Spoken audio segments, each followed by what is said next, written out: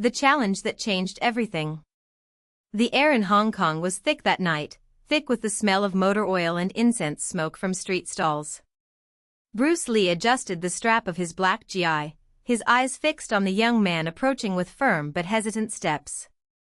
Jackie Chan, then an unknown 19-year-old stuntman, had heard the stories. The man in front of him wasn't just a fighter, he was a legend in the making. And now, here he was, defying the myth itself. "They say you're fast," Jackie said, trying to keep her voice steady. "But I also train." Bruce didn't smile. He just tilted his head slightly, as if evaluating an opponent in an imaginary ring. Then, with a calm that seemed to defy time, he said, "Try me." What happened next was not a fight. It was a class. Jackie came forward with a roundhouse kick, quick but predictable. Bruce dodged with an almost imperceptible movement, as if the air around him had pulled him to the side. Before Jackie could react, Bruce's hand was on her wrist, twisting it with surgical precision. A dry snap hid. Jackie fell to his knees, but there was no pain, just the surprise of being overpowered in less than a second. "First move," Bruce muttered. "You telegraphed the attack. The body speaks before the mind." Jackie stood up, embarrassed but determined. This time, he attacked with a direct, more controlled punch. Bruce blocked with his forearm, but instead of counterattacking, he turned his body, using Jackie's own momentum to knock him off balance. A subtle push, and the young man fell backwards onto the floor. "Second move," Bruce said, extending his hand to help him up. "Force against force is waste. Use the opponent's weight." Jackie took a deep breath. Now, I understood. It wasn't a fight, it was a demonstration. Bruce wasn't there to humiliate him, but to teach. And he learned. In the third attack, Jackie tried a roundhouse kick, lighter, more fluid. Bruce didn't dodge. Instead, he grabbed his leg midair and, with a swing of his hips, threw him over his shoulder. Jackie fell with a thud, but this time he laughed. "Third movement," Bruce explained. "Never underestimate proximity. Combat is dance, not war." Jackie stood up, sweating but her eyes shining. In the fourth attack, he combined a punch with a low kick, trying to surprise. Bruce dodged the punch with a sidestep, and when the kick came, he simply pulled Jackie forward, making him stumble under his own momentum. "Fourth move," Bruce said, catching him before he fell. "Emptiness is your greatest weapon. Let the opponent move for you." Jackie was exhausted, but something inside him had changed. In the fifth and final attack, he didn't try anything elaborate. He just advanced, hands open, as if asking for a chance. Bruce smiled, for the first time that night. "Now you understand." And then, in a movement so quick that Jackie barely saw it, Bruce spun around, grabbed his arm and pinned him against the wall, without force, without violence. Just control. "Fifth movement," Bruce whispered. "True combat is not about winning. It's about not having to fight." Jackie stood there, panting, but with a clear mind. He had been defeated 5 times, but he left that encounter a different fighter. No longer a stuntman who imitated movements, but someone who began to understand the art behind them. Years later, when Jackie Chan became a star, he would always tell this story, how one man, in 5 moves, had redefined not just the way he fought, but the way he thought. And how, on a random night in Hong Kong, Bruce Lee had not only accepted a challenge, but transformed a student into a master. The legacy in 5 movements. The years that followed were of transformation. Jackie Chan, once a stuntman eager for recognition, began to see fights in a different way. No longer as empty choreographies, but as dialogues, each movement a word, each sequence a sentence. He began to train not just his body but his mind, absorbing lessons that Bruce Lee had planted that night in Hong Kong. But the path was not easy. In 1978, while filming The Unbroken Master, Jackie found herself faced with a challenge that would test everything she had learned. The director, an impatient and authoritarian man, insisted on exaggerated fight scenes, full of impossible jumps and blows that defied physics. Jackie, however, knew it wasn't real. Not in the sense Bruce had taught him. "That's not how you fight," he muttered to himself, looking at the script. The director listened to him. "What is it, Jackie? Do you have a problem?" Jackie hesitated.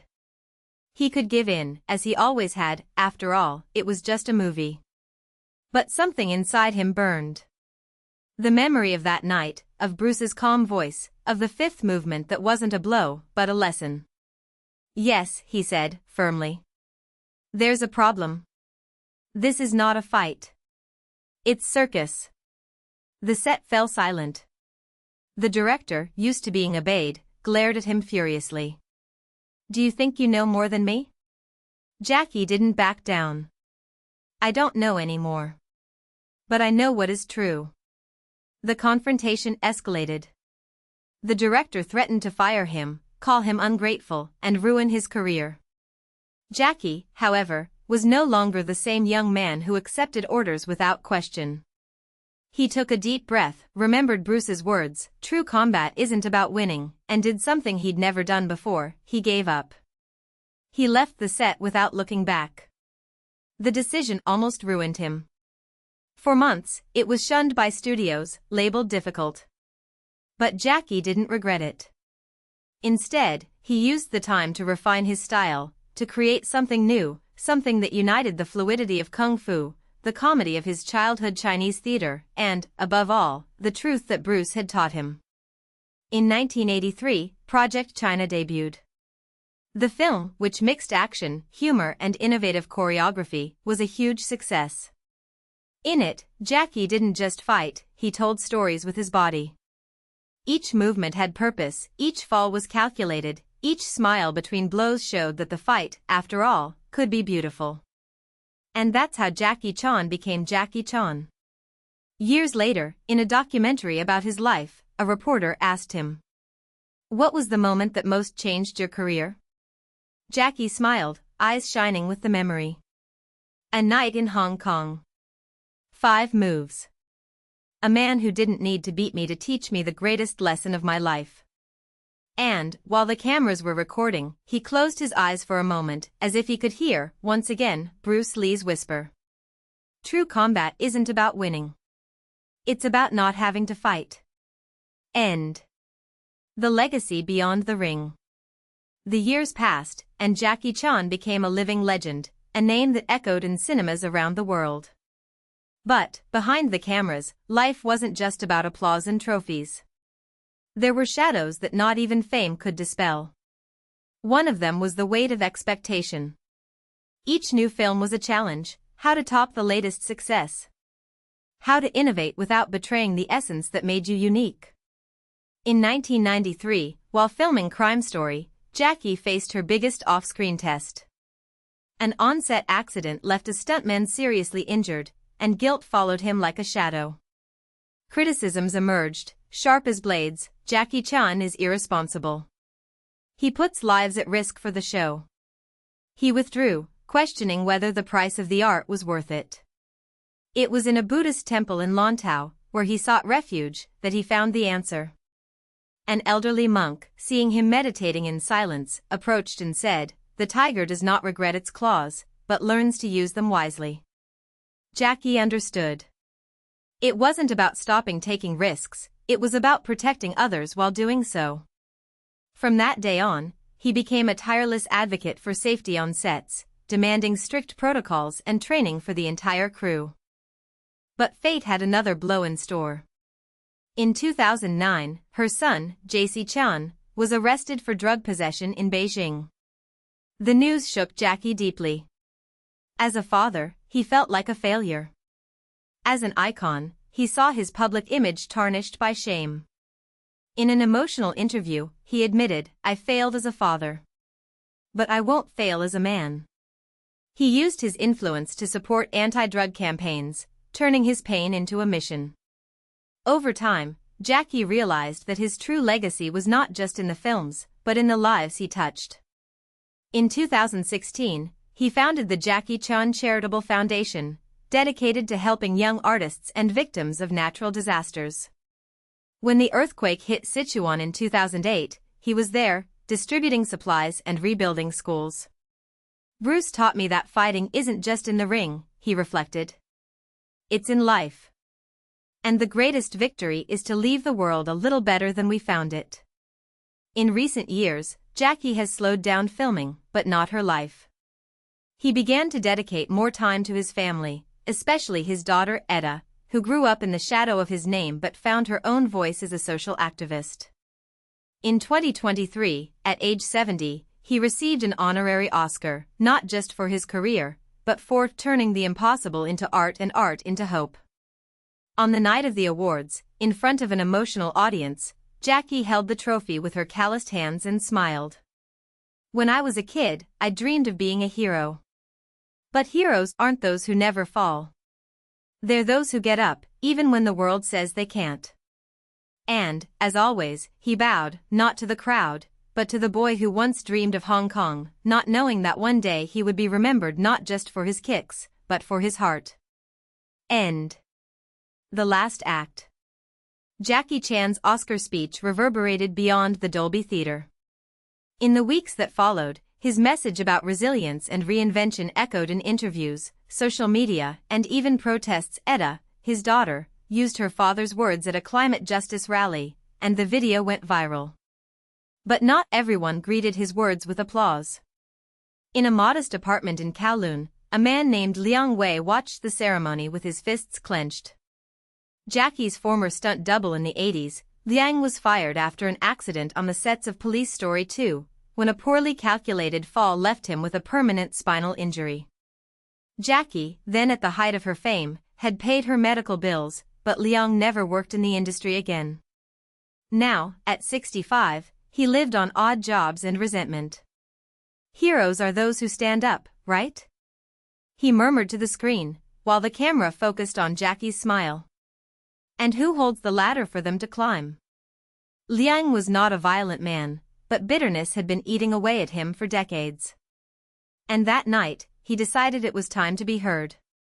The attack took place at a charity event in Shanghai, where Jackie was handing out scholarships to young artists. Liang, disguised as a security guard, managed to approach with a kitchen knife hidden in his sleeve.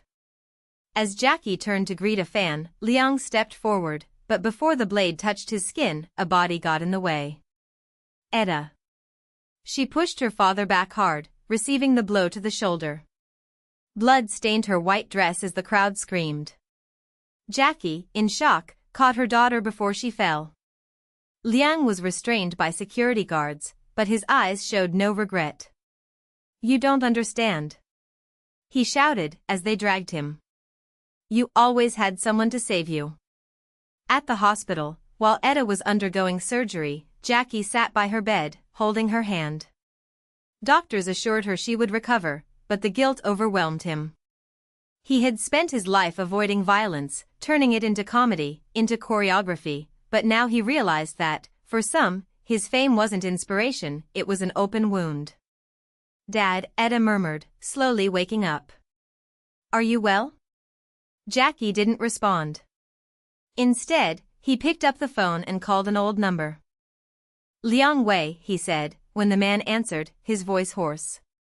"We need to talk." The meeting took place in a Buddhist temple on the outskirts of Hong Kong, away from the cameras. Liang arrived in handcuffs, escorted by 2 police officers. Jackie, alone, waited on a stone bench. "You could have killed me," Jackie said bluntly. "I wanted you to feel what it's like to be forgotten," Liang spat. Jackie took a deep breath. "I remember you. Every day."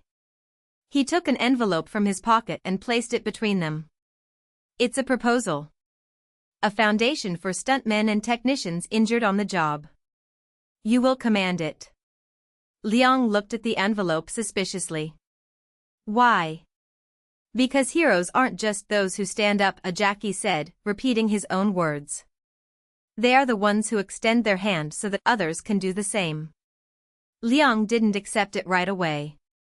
But when Jackie got up to leave, he called. "Chan." Jackie stopped. I'm sorry. For your daughter. Jackie nodded, without looking back. Me too. 1 year later, the Liang Wei Foundation had already helped hundreds of professionals in the entertainment industry. Etta, recovered, led a campaign to improve working conditions on the sets. And Jackie? He went back to filming. No longer as the invincible hero, but as an everyman, in The Last Stunt, a drama about an aging stuntman who must train his replacement. The film was critically acclaimed, and many saw it as a symbolic farewell. On opening night, Jackie took to the stage at the Cannes Film Festival, in front of an audience that gave him a standing ovation. But he did not bow. Instead, he looked at the lights, at the cameras, at the audience that adored him. "Thank you," he said simply. "But the story isn't about me. It's about all of us." And then, for the first time in decades, he left the scene without looking back. The last act. The months following the premiere of The Last Stunt were strangely silent for Jackie. He declined interviews, ignored invitations to talk shows, and avoided Hollywood's hottest parties. Instead, he rented a modest house in Malibu, where he spent his days walking along the beach, watching the sea as if searching for answers in the waves. Sometimes Etta visited him, bringing documents from the stunt rights campaign and conversations about the future. But Jackie listened more than he spoke. "You can't just disappear," she said one afternoon, as the wind messed up the papers on the wooden table. "People still need you." "They need someone," he replied, without taking his eyes off the horizon. "But not from me." Etta knew there was no point in insisting. Jackie had always been like this. When he decided something, there was no force in the world capable of making him change his mind. But she also knew that, behind that apparent calm, something was eating away at him. He hadn't returned to filming. I hadn't accepted any project. He hadn't even responded to messages from former colleagues, who were looking for him to congratulate him or to offer roles that were perfect for his current phase. One night, the phone rang. It was an unknown number, but Jackie answered anyway. "Mr. Voss?" The voice on the other end was hesitant, almost shy. "My name is Daniel Reyes. I was a stuntman. I worked on Fire and Fury." Jackie remembered the movie. A 90s action blockbuster where he had broken 3 ribs in an explosion scene. The stuntman who had replaced him at the crucial moment had been a young Latino, agile and fearless. "What happened?" Jackie asked, feeling a weight in his chest. "My hands," Daniel said, and his voice broke. "Arthritis. The doctors say I'll never be able to hold a cable again. The producer fired me. I don't have insurance, I don't have savings." He paused. "I saw your speech at Cannes. I thought maybe you could help me." Jackie closed her eyes. He remembered how many times he himself had been saved by decent insurance, by a producer who cared, by a contract that didn't let him down. He also remembered how many stuntmen had not been as lucky. "Where are you?" he asked. Daniel gave the address of a small apartment in Van Nuys. Jackie wrote it down.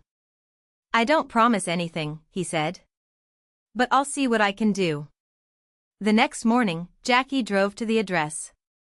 The building was old, with peeling paint and a musty smell in the hallway.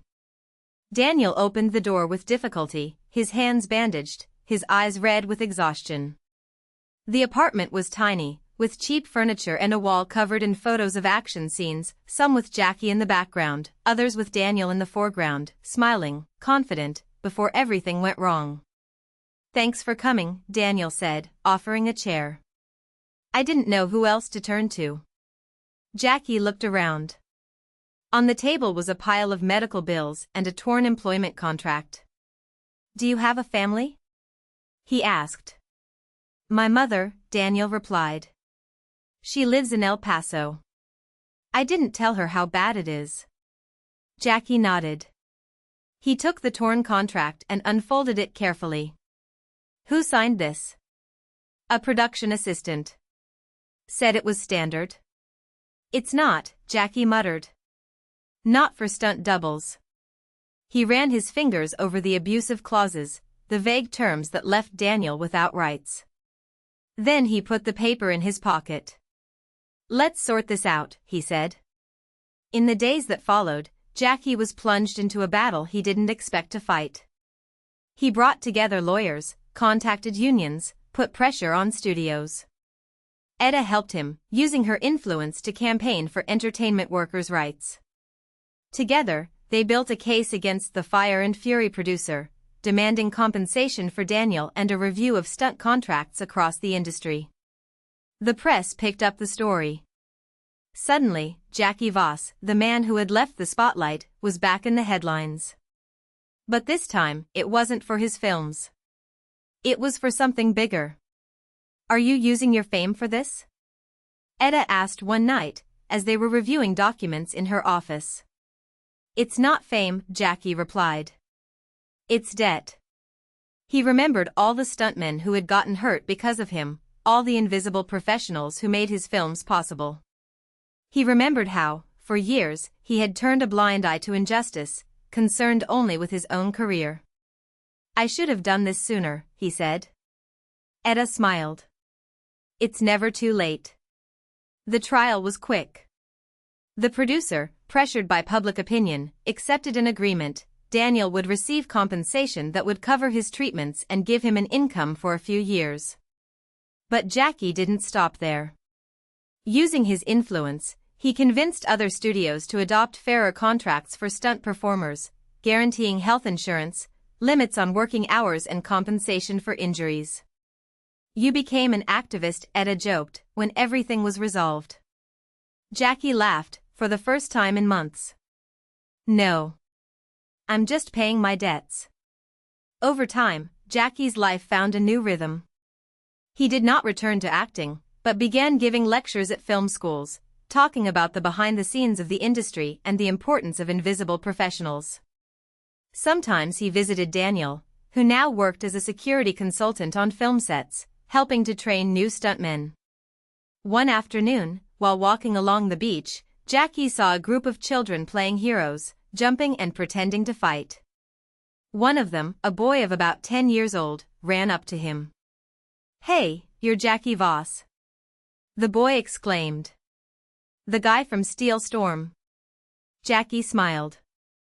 It was me, yes. Are you going to make more films? No, Jackie replied. But there are a lot of good people doing it. You should pay attention to them. The boy frowned, confused, but nodded. Jackie ruffled her hair and continued walking. Years later, Jackie Voss died at home in her sleep. The news spread around the world, and the tributes were countless. Hollywood stars posted old photos, fans lit candles, critics wrote emotional obituaries. But the story that spread the most was not about his films, but about the day he appeared in court, in a simple suit and without security guards, to fight for a stuntman no one knew. Etta, now heading a foundation that bore her name, organized an intimate memorial. Daniel was there, his hands still stiff, but his smile wide. He took the stage and told how Jackie had changed his life. He didn't need to do any of that, Daniel said. But he did. Because, in the end, he understood that heroes are not just those who appear on the screen. When the ceremony ended, Etta found a letter among Jackie's belongings. It was short, handwritten on yellowed paper. Asterisk Etta. Thank you for reminding me that the most important stories are not the ones we live, but the ones we help tell. Jackie asterisk. She folded the paper and put it in her pocket. Outside, the sun was setting over the ocean, as if the world itself was taking a bow.